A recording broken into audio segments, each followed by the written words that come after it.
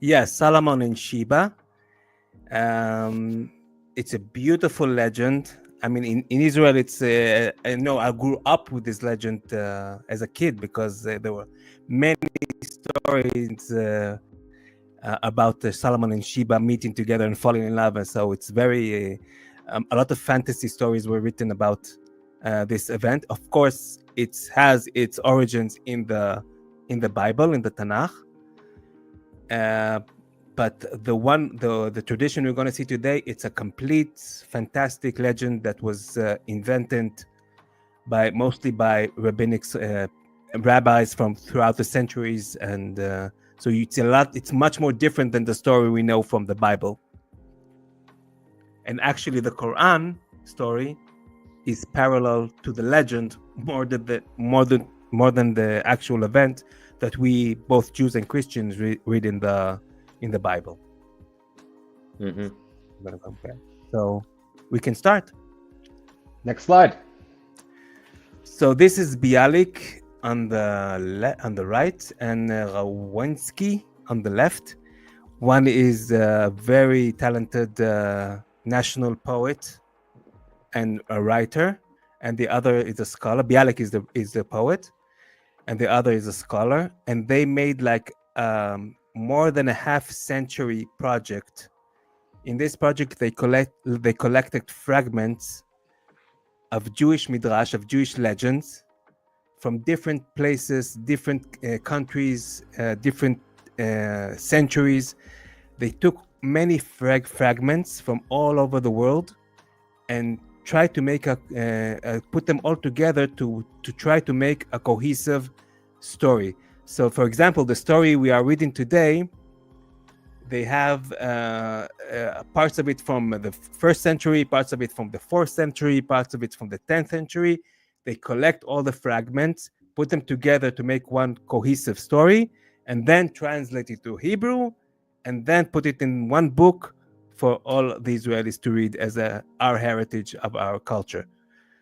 So they are the writers of the book that we're going to see in the next slide.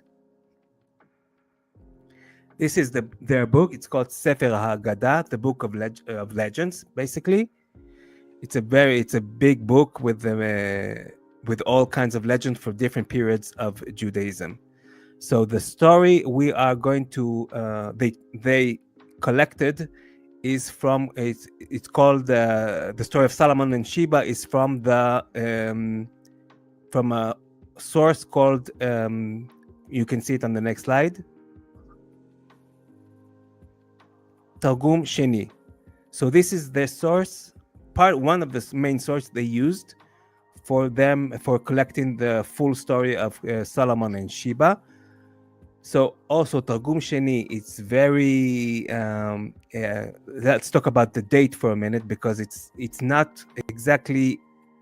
We can't not pinpoint when it was written, because something you need to know about all these Targum, all these midrash traditions, that some of them went through ear to mouth, from mouth to ear, from people to people, from generation to generation before they were written down. And even once they were written down, some of them disappeared completely. So basically, from this, I'm not a scholar, so from the scholarly examination of the Targum, there are additions from the fourth of this Targum from the 4th century or the 6th century or even the 11th century.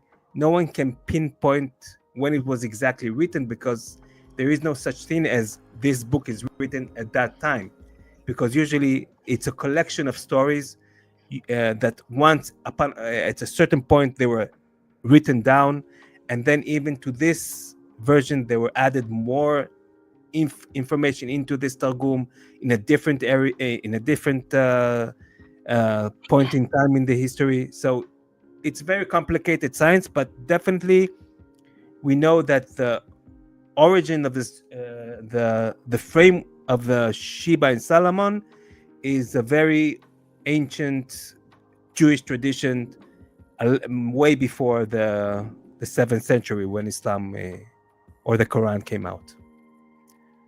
Do you understand? Was I clear?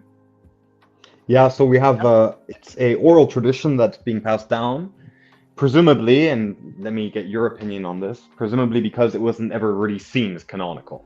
Is that correct? Exactly. These are stories. People pass down stories to each other. Of course, if in the Tanakh it's completely different because it's always written. It always has to be the same. It has to be perfect. It was like the stories cannot be changed or added. While in the Talmud, in all these midrashic traditions, rabbis can put their interpretation or their change a bit of stories. It's more flexible. You understand the it's a different field of philosophy.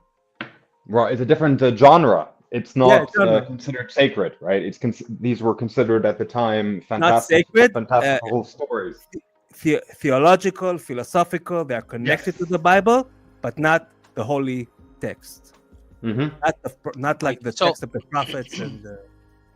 So it would be the equivalent of creating a fan fiction story. So you know these characters from maybe the Bible, but then you just fabricate a whole story because it sounds great, entertains people, but everybody knows that the scripture is a scripture, and this is just a story that has been done to entertain, to educate, and to have a little bit of fun with it because they didn't have Netflix on those days. I haven't checked that, but I think they didn't have it.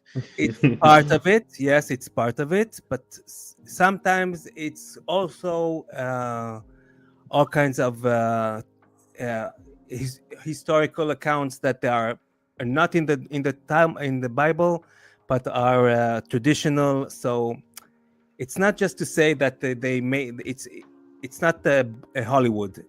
The Talmud is not Hollywood. Yeah. It speaks of religion, of philosophy, of the history of the people. So it's also there is an aspect of entertainment, but mostly it's to make a point across of philosophical idea or what does God try to convey in the Bible through the medium of storytelling. I have an analogy, Shay. Maybe this would be agreeable to you. It would be as if, let's say, 1,000 years from now, someone found a DVD of The Chosen, right? And it refers a lot of it's biblical in the sense of it's quoting directly, but a lot of it is at the whims of the directors. They have to add in details and all this, and it would be as if someone took that and said, "Okay, this must be scripture," which would be a mistake. Well, not in a Jewish point of view, because we don't regard that. We cherish the Talmud and the Midrash as stories that we learned a lot of what God is trying to convey to us in this life, in this world. This is the importance of the Talmud. But from here to treat it as history or thing that actually happened, it's I not see. what it's meant to be. I see. Okay. Right. So that's pretty much like Hollywood in the 20th century when movies were still good and they were trying to actually teach you something as opposed to 21st century when it's all politics. But all right. Okay. So should we get started on the actual topic of Solomon and Sheba? Let's do it. Let's do it. Well, let's have a look. So here we have first our very good friend Daif International helping us to tell us the story as shown in the Quran. So let's see what Daif International told us. So wait, let me Surah explain how I arranged the presentation. So on Okay, top go you ahead. have the Quran verses, and under it you have the Haggadah parallel story, and we're going to go through them to see the similarities and differences. Great. So, And so let's see. And verses by verses. So all of the slides, they look a little bit like this. Shai has done a very good job at slicing this in a way that we can really see like the inspiration for each verse, pretty much almost one for one. So, but you at home can decide if you actually see the parallels or not. Comment on the live show if you're actually here live, or later on in the comments if you have any questions. We will make sure that Shai gets those questions as well. So for now, let's see if you can actually see the parallels. We begin with Surah 27, verses 20 and 21, which reads, "And he took tendons of the birds and said, why do I not see the hoopoe?" Or however that's actually pronounced. "Or is he among the absent?